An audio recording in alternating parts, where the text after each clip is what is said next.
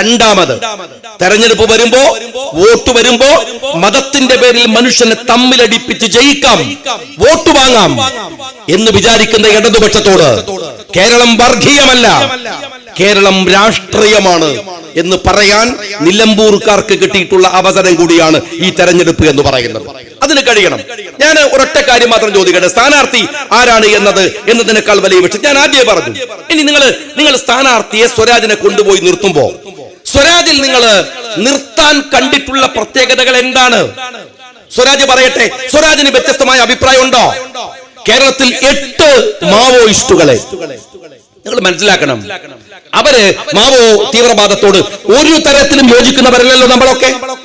നമുക്ക് വിയോജിപ്പുള്ള ആരൊക്കെ ഉണ്ട് ഇവിടെ? അവരൊക്കെ വെടിവെച്ച് കൊല്ലാന്നാണോ? അവരെ വെടിവെച്ചാണോ കൊല്ലേണ്ടത്? മാവോയിസ്റ്റുകൾ ഇവിടുത്തെ കോൺഗ്രസിന്റെ ആശയമല്ലല്ലോ അവർ സ്വീകരിക്കുന്നത്. മാവോയിസ്റ്റുകൾ മുസ്ലിം ലീഗിന്റെ ആശയമാണോ? അല്ല. മാവോയിസത്തിന്റെ അടിസ്ഥാനം എന്ന് പറയുന്നത് കമ്മ്യൂണിസമാണ്, മാർക്സിസമാണ്. ആ കമ്മ്യൂണിസവും മാർക്സിസവും നിങ്ങൾ വിചാരിക്കാത്ത തലത്തിൽ വായിക്കുന്നു മാവോയിസ്റ്റുകൾ. ആ മാവോയിസ്റ്റുകൾ ആരെങ്കിലും ഉപദ്രവിച്ചോ? നിങ്ങൾ പറയും, കേരളത്തില് മാവോയിസ്റ്റുകളുടെ പേര് പറഞ്ഞിട്ട് നിങ്ങൾ 8 പേരെ വെടിവെച്ച് കൊന്നു.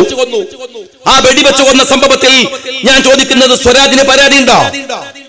CPM-ന് പരാതിയില്ല, ഗവൺമെന്റിന് പരാതിയില്ല. ഇവിടെ വന്ന് മത്സരിക്കുന്ന സ്വരാജ് എന്താ പറയുന്നത്?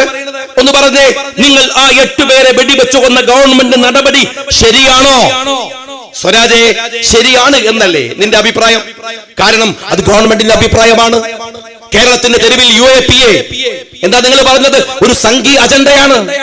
ആ സംഘീയ അജണ്ട വെച്ച് UAPA ചുമത്തി ആളുകളെ ജയിലിൽ അടക്കുക. ചെറുപ്പക്കാരെ നിങ്ങൾക്കറിയാലോ, അലനെ, താഹയെ, ഷൗക്കത്തിനെ, എത്ര പേരെ ജയിലടച്ചു നിങ്ങൾ? ഞാൻ സ്വരാജിനോട് ചോദിക്കുന്നു, UAPA ചുമത്തി ചെറുപ്പക്കാരെ ജയിലിൽ അടക്കുന്ന സർക്കാരിന്റെ പദ്ധതിയോട് നിങ്ങൾക്ക് അഭിപ്രായമുണ്ടോ ഇല്ലയോ? തീരുന്നില്ല.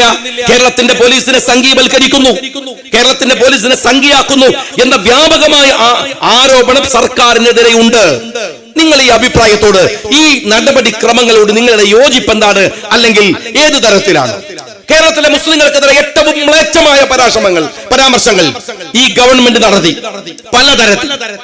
കേരളത്തിലെ ദളിതുകളെ എത്രമാത്രം നിങ്ങൾ ആലോചിച്ച് നോക്കി. 2-3 ദിവസം മുമ്പ് ബിന്ദു എന്ന് പറയുന്ന ഒരു സ്ത്രീ, ഒരു ദളിത് സ്ത്രീ, അവര് പണിയെടുക്കുന്ന വീട്ടിൽ നിന്ന് സ്വർണം കട്ടെടുത്തു എന്ന് പറഞ്ഞിട്ട് അവരെ പോലീസിൽ പിടിച്ചു, പരാതി കൊടുത്തു.